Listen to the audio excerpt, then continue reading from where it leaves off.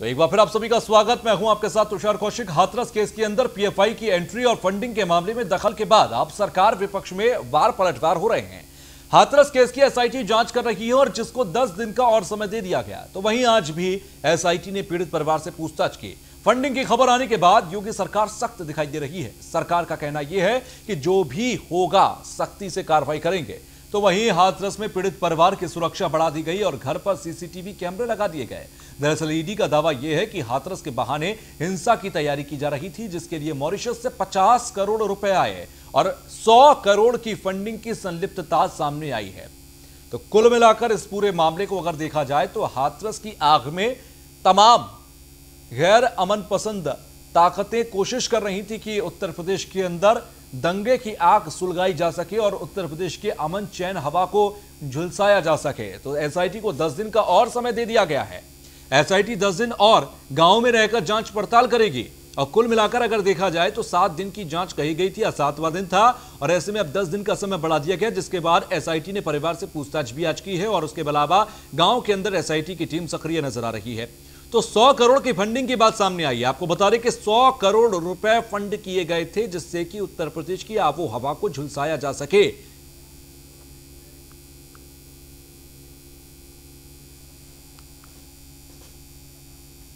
तो हाथरस के बहाने दंगे की साजिश की जा रही है और आपको बता दें कि ईडी की जांच में एक बड़ा खुलासा यह हुआ है कि जातीय हिंसा फैलाने के लिए 100 करोड़ रुपए की फंडिंग की गई।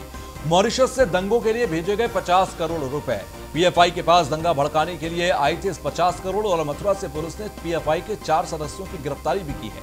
तो आपको बता दें कि पीएफआई सक्रिय हो गई थी दंगा भड़काने के लिए और इसके लिए लगातार कोशिश की जा रही थी। मॉरिशस से दंगे के लिए 50 करोड़ रुपए भेज दिए गए थे। 100 करोड़ की डील हुई थी। आपको बता दें कि 100 करोड़ रुपए जस्टिस फॉर हाथरस नाम से एक वेबसाइट रातों रात बनाई गई थी, जिसमें सारी जानकारी दी गई थी कि कैसे दंगे भड़काने हैं और कैसे दंगों में खुद को बचाना है, कहां पर कितनी तारीख को कौन कौन से आंदोलन होंगे और उसमें कैसे आप आगे बढ़ सकते हैं। ये तमाम जानकारियां थी और जैसे ही सरकार और इंटेलिजेंस के हाथ उस वेबसाइट तक पहुंचे उसे रातों रात बंद कर दिया गया। तो क्या था यूपी सरकार का दावा, यह हम आपको एक बार फिर से क्लियरली बताते हैं। प्रदेश में यूपी में जातीय दंगों की साजिश रची गई। ये कहा गया था दुनिया में पीएम मोदी और सीएम योगी की छवि खराब करने की साजिश रची जा रही है। जस्टिस फॉर हाथरस नाम से रातों रात वेबसाइट तैयार हुई। वेबसाइट में फर्जी आईडी के जरिए हजारों लोग जोड़ दिए गए। विरोध प्रदर्शन की आड़ में वेबसाइट पर देश और प्रदेश में दंगे की साजिश और दंगों के बाद बचने का तरीका बताया गया। मदद के बहाने दंगों के लिए फंडिंग की जा रही थी। अफवाहें फैलाने के लिए सोशल मीडिया के दुरुपयोग के सुराग भी मिले हैं। जांच एजेंसियों के हाथ वेबसाइट की डिटेल्स और पुख्ता जानकारियां भी लगी हैं। तो आपको बता दें कि ये पूरी तरीके से एक साजिश रची गई, एक षड्यंत्र रचा गया और षड्यंत्र के तहत उत्तर प्रदेश में आग लगाने की कोशिश की गई। 2 अलग अलग मामले यहां समझना जरूरी है। पहला, हाथरस के अंदर पीड़िता के साथ हुए अन्याय या फिर पीड़िता के साथ घटी पूरी घटना एक अलग पहलू है, लेकिन उस खबर के उस घटनाक्रम के जरिए तमाम ताकतें, देश विरोधी अमन विरोधी ताकतें ये चाहती थी कि उसी आक्रोश और विरोध को दंगे की शक्ल दे दी जाए। तो वहीं सीएम योगी आदित्यनाथ का विपक्ष पर एक बड़ा हमला है। आज लोग विभाजनकारी षड्यंत्र रच रहे हैं। सीएम योगी ने कहा सभी नमूनों के षड्यंत्र सामने आ रहे हैं, किसी भी षड्यंत्र को हम कामयाब नहीं होने देंगे। कोरोना काल में ये सभी षड्यंत्रकारी घर में छिपे हुए थे, अब ये षड्यंत्रकारी बेनकाब होंगे। इन सभी षड्यंत्रकारियों पर कानून कार्रवाई करेगा। हम किसी की भी साजिश को सफल नहीं होने देंगे। समाज में विद्वेष पैदा करने वालों पर सख्त से सख्त कार्रवाई करेंगे। ये सभी समाज में विद्वेष पैदा करके विकास को रोकना चाहते हैं। हाथरस कांड में ईडी ने दावा किया है कि यूपी में दंगा भड़काने के लिए मॉरिशस से फंडिंग की गई थी और इस खुलासे पर मुख्यमंत्री योगी आदित्यनाथ ने कहा कि हम किसी की भी साजिश को सफल नहीं होने देंगे।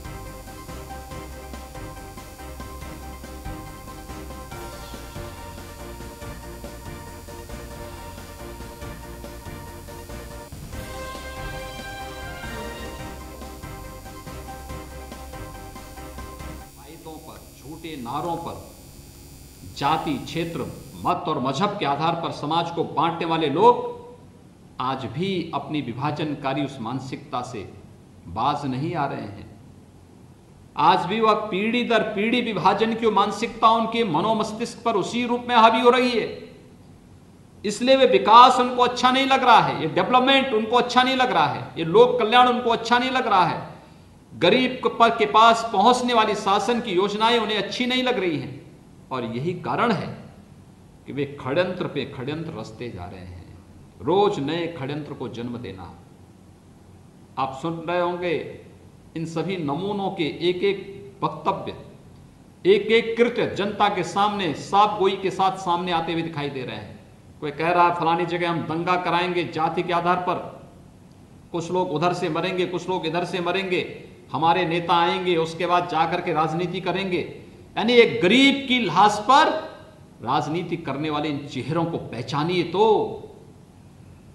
देश के लिए और समाज के लिए कितनी विकृत सोच के साथ ये काम कर रहे हैं, कितनी बड़ी साजिश कर रहे हैं। जहां सरकार विकास कर रही हो, केंद्र सरकार लोक कल्याण के कार्य के साथ लगी हुई हो, कोविड-19 से जूझते हुए भी पूरी मजबूती के साथ एक एक कार्य जनता जनार्दन को समर्पित कर रही हो, वहां पर ये लोग षड्यंत्र कर रहे हो। आपने देखा होगा कोरोना कालखंड में इनमें से एक भी चेहरा जनता के बीच में नहीं था, गरीब के बीच में नहीं था। ये सब चेहरे लॉकडाउन के दौरान अपने अपने घरों में अपनी जान बचाने के लिए मुंह छुपाए बैठे थे, लेकिन षड्यंत्र करने के लिए जैसे ही अनलॉक की कार्रवाई हुई, इनके षड्यंत्र प्रारंभ हो गए और उनके षड्यंत्रों के माध्यम से गरीब की योजना, गरीब के लिए आने वाली योजना के मुझे आज प्रसन्नता है कि आज ये वर्चुअल संवाद का एक अवसर आप सबसे करने का मुझे अवसर प्राप्त हो रहा है। कोविड-19 के खतरे से बचाव करते हुए हम लोग टेक्नोलॉजी के माध्यम से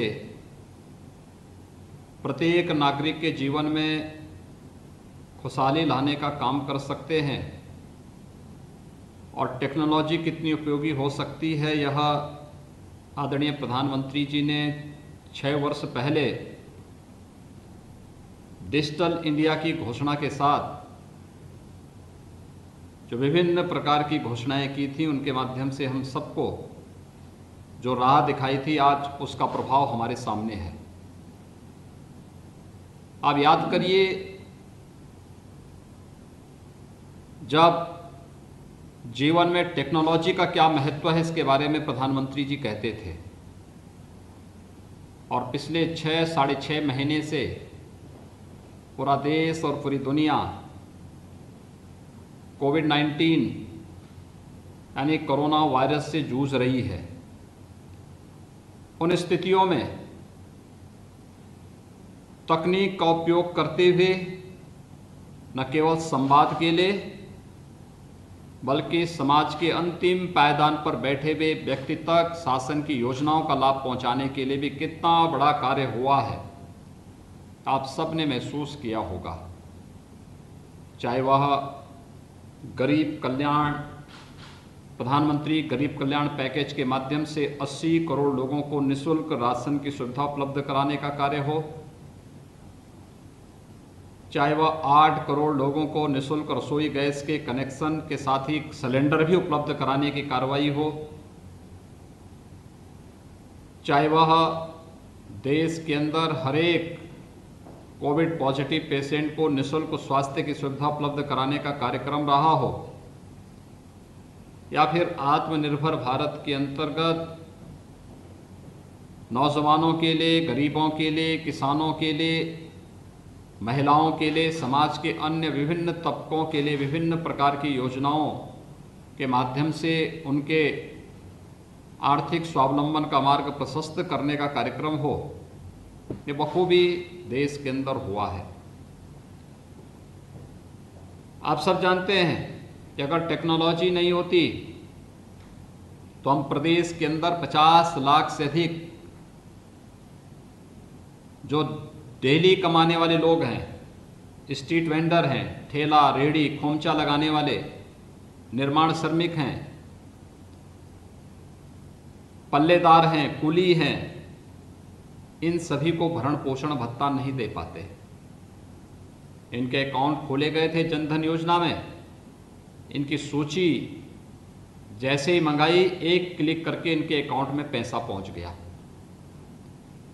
87 लाख वृद्धजन, निराश्रित महिलाएं यानी विधवा महिलाएं, दिव्यांगजन, इन सबके अकाउंट में एडवांस में धनराशि उपलब्ध कराई गई। प्रधानमंत्री गरीब कल्याण पैकेज के अंतर्गत इन्हें 1-1 हजार रुपए की राशि अतिरिक्त दी गई, लेकिन ये पैसा डीबीटी के माध्यम से उनके खाते में गया। वो जमाना गया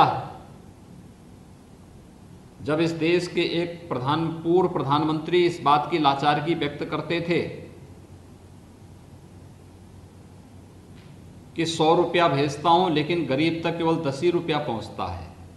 ये 90 रुपया एक दल विशेष के लोग हजम कर जाते थे, लेकिन प्रधानमंत्री मोदी जी ने टेक्नोलॉजी के माध्यम से अगर 100 रुपये भेजने का कार्य कर रहे हैं तो पैसा गरीब के खाते में जा रहा है। यह है टेक्नोलॉजी का महत्व। 2 करोड़ किसानों के खाते में अकेले उत्तर प्रदेश के अंदर समय से प्रधानमंत्री किसान सम्मान निधि का धनराशि उपलब्ध हुई। पर झूठे नारों पर जाति, क्षेत्र, मत और मजहब के आधार पर समाज को बांटने वाले लोग आज भी अपनी विभाजनकारी उस मानसिकता से बाज नहीं आ रहे हैं। आज भी वह पीढ़ी दर पीढ़ी विभाजन की मानसिकता उनके मनोमस्तिष्क पर उसी रूप में हावी हो रही है। इसलिए वे विकास उनको अच्छा नहीं लग रहा है, ये डेवलपमेंट उनको अच्छा नहीं लग रहा है, ये लोक कल्याण उनको अच्छा नहीं लग रहा है, गरीब के पास पहुंचने वाली शासन की योजनाएं उन्हें अच्छी नहीं लग रही हैं। और यही कारण है कि वे षड्यंत्र पे षड्यंत्र रचते जा रहे हैं, रोज नए षड्यंत्र को जन्म देना। आप सुन रहे होंगे इन सभी नमूनों के एक एक वक्तव्य, एक एक कृत्य जनता के सामने साफ गोई के साथ सामने आते हुए दिखाई दे रहे हैं। कोई कह रहा है फलानी जगह हम दंगा कराएंगे जाति के आधार पर, कुछ लोग उधर से मरेंगे, कुछ लोग इधर से मरेंगे, हमारे नेता आएंगे उसके बाद जाकर के राजनीति करेंगे। यानी एक गरीब की लाश पर राजनीति करने वाले इन चेहरों को पहचानिए तो